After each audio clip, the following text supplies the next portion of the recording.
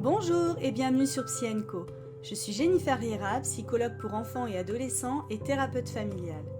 Je travaille dans un cabinet en Haute-Savoie et au sein de plusieurs associations.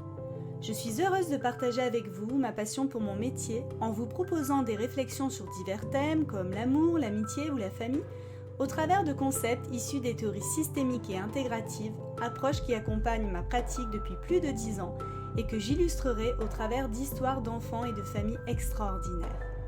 Mon objectif est de proposer une image de la psychologie plus originale, innovante et moderne, et faire, comme je le dis toujours, un pas de côté sur des sujets parfois difficiles. Merci pour votre écoute.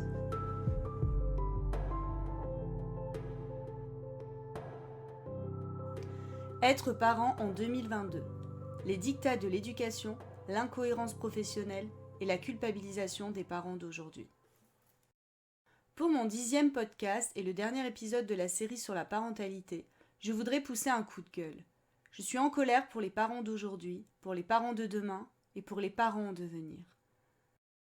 Depuis plusieurs mois, je m'intéresse à toutes les nouvelles approches sur la parentalité car je reçois de plus en plus de demandes de thérapie familiale qui en fait sont des demandes d'aide à la parentalité.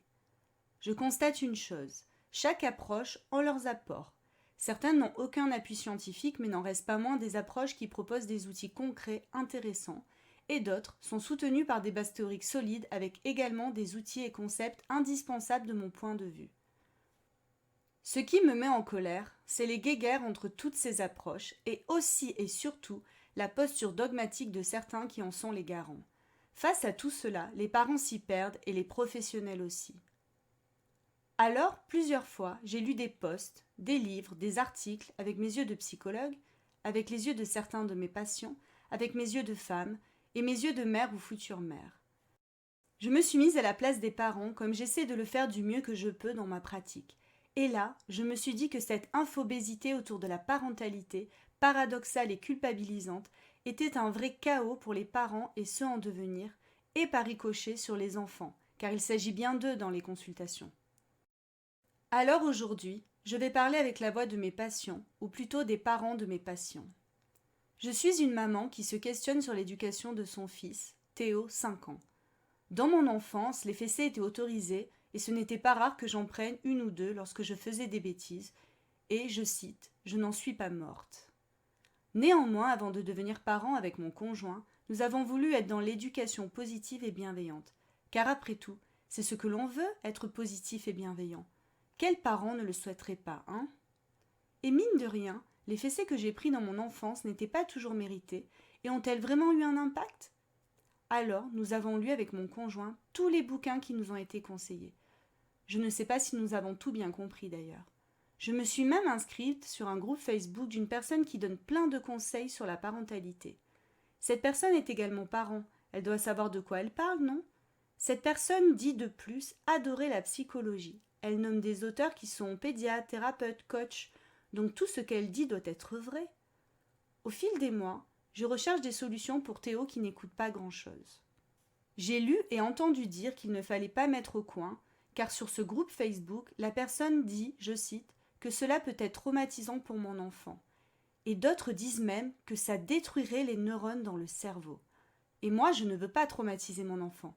D'ailleurs, au final, quel parent le voudrait? Et pourtant, malgré ma bonne volonté, mon envie de bien faire et d'appliquer à la lettre ce qu'il faut faire ou ne pas faire, je me retrouve en difficulté et je dois aller pousser la porte d'un psychologue, car Théo est devenu ingérable. J'ai honte, je me sens nulle, je me sens faible. Mon enfant a tout pour être heureux. Nous avons une jolie maison, je ne travaille pas le mercredi pour m'occuper de sa sœur et de lui. Et pourtant, les mercredis sont les pires jours de ma semaine. Il ne m'écoute pas, fait des crises à la moindre frustration. Mon enfant part en vacances, il a une montagne de jouets. Qu'ai-je donc raté? Qu'ai-je donc fait de mal? Théo est tellement dur que je ne le supporte même plus. Tellement qu'un jour, j'ai fait ce que je ne voulais surtout pas. J'ai frappé mon enfant. Je lui ai mis la fameuse fessée que je m'étais interdit de mettre. La culpabilité m'envahit autant que le dégoût de moi-même. Je suis donc un mauvais parent. La psychologue m'a rassurée. Certes, il ne faut pas taper ses enfants, mais lorsque son petit bout de 5 ans nous insulte, nous pousse à bout, et que la fatigue voire l'épuisement parental nous guette, il est humain de déraper. Néanmoins, sur les conseils d'une amie en parallèle de la psychologue, je consulte un coach en parentalité. Les deux professionnels n'ont pas le même discours et cela m'inquiète.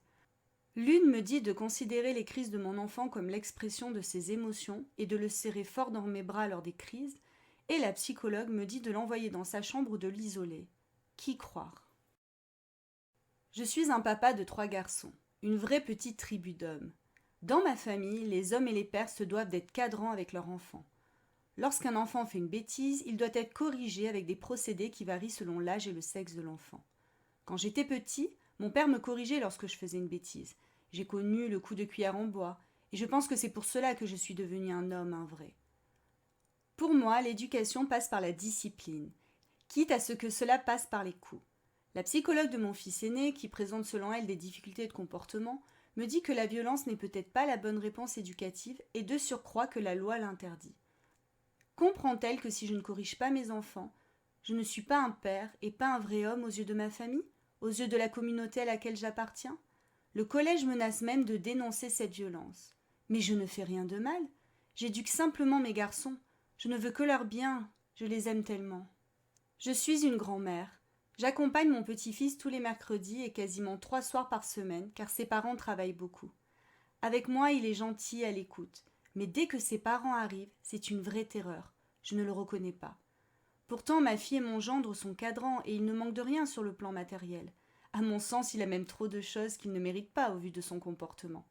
Dès que ses parents arrivent, il geint, fait du bruit, ne respecte pas les consignes. Ses parents, en retour, s'énervent, crient, épuisés par leur journée de travail. Je les trouve trop durs avec lui. De mon temps, je ne travaillais pas et j'avais du temps pour mes enfants.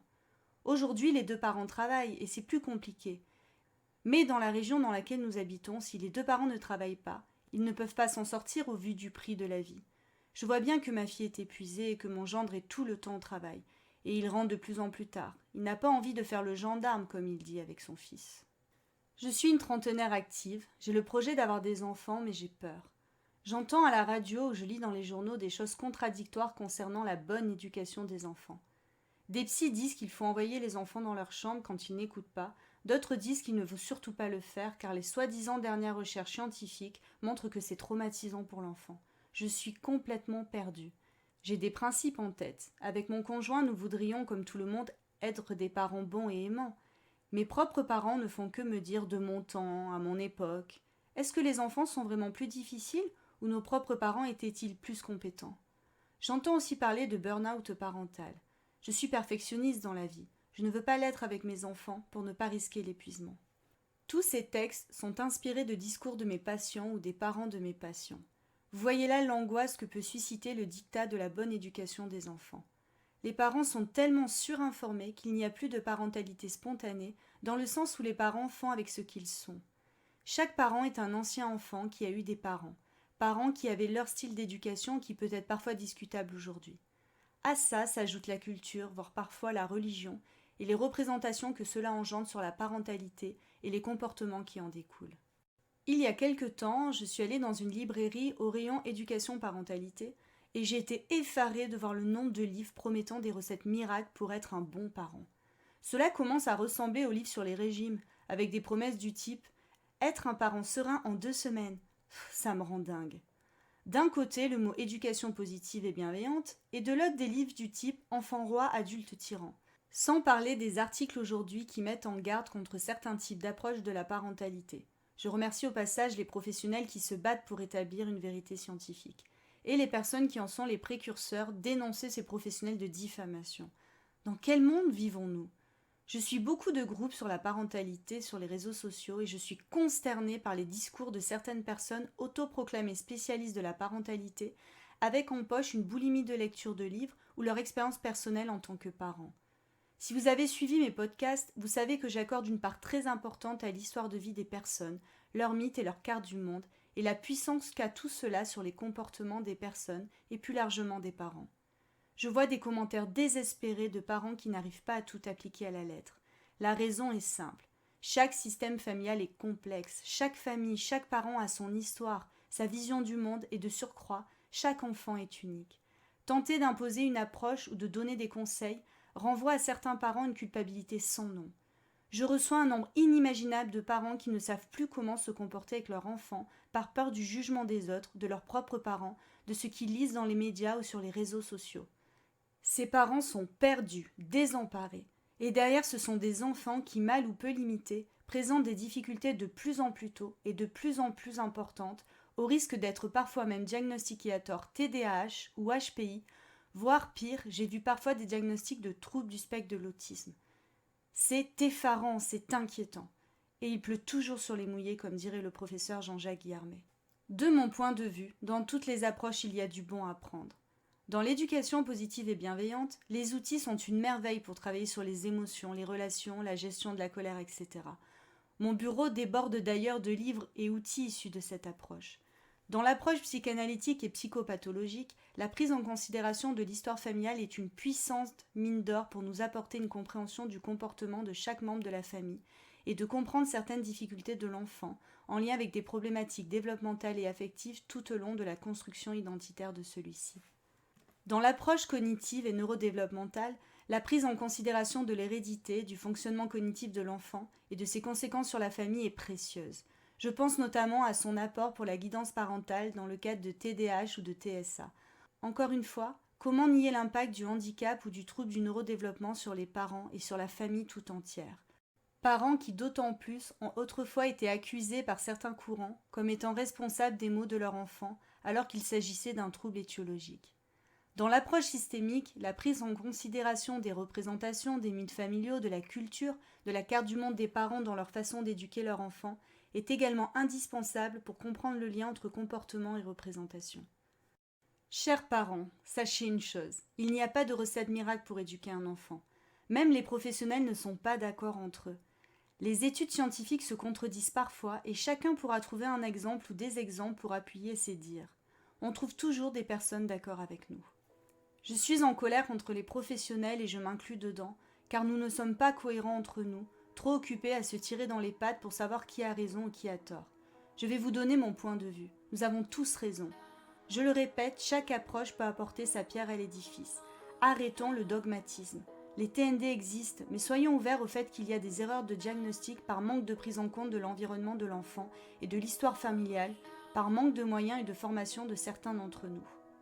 Avouons que parfois notre tendance à vouloir tout analyser, à vouloir trop chercher dans l'histoire et le passé, nous fait passer à côté d'un trouble étiologique qui n'est pas expliqué par rien d'autre que la génétique. Encore une fois, cela vient d'un manque de formation et d'ouverture de certains d'entre nous. Avouons que chacun de nos patients est singulier et que nous avons intérêt à ouvrir notre champ de vision et à faire un pas de côté si nous ne voulons pas, nous aussi, rentrer dans une position dogmatique. Je n'en peux plus de lire des attaques contre psy, cela me révolte. Chers parents, il n'y a pas de recette miracle pour élever un enfant, je le répète. Vous commettrez des erreurs, mais l'erreur est humaine.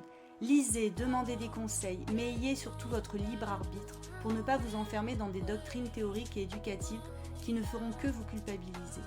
Les parents culpabilisent bien assez. Vos enfants sont le reflet de vous-même. Apportez-leur vos valeurs. Racontez-leur votre histoire et ce qui est important dans votre famille concernant le respect et la bienveillance. Soyez parfaitement imparfaits. Ayez un esprit critique sur ce que vous voyez et entendez. Et n'oubliez pas une chose, vous êtes ceux qui connaissez le mieux votre enfant. Les professionnels peuvent vous accompagner. Les enfants ont besoin d'amour, d'attention et de limites éducatives cohérentes. Ce sont les 3 piliers fondamentaux d'une bonne sécurité interne. Pour le reste, laissez-vous guider par ce que vous êtes.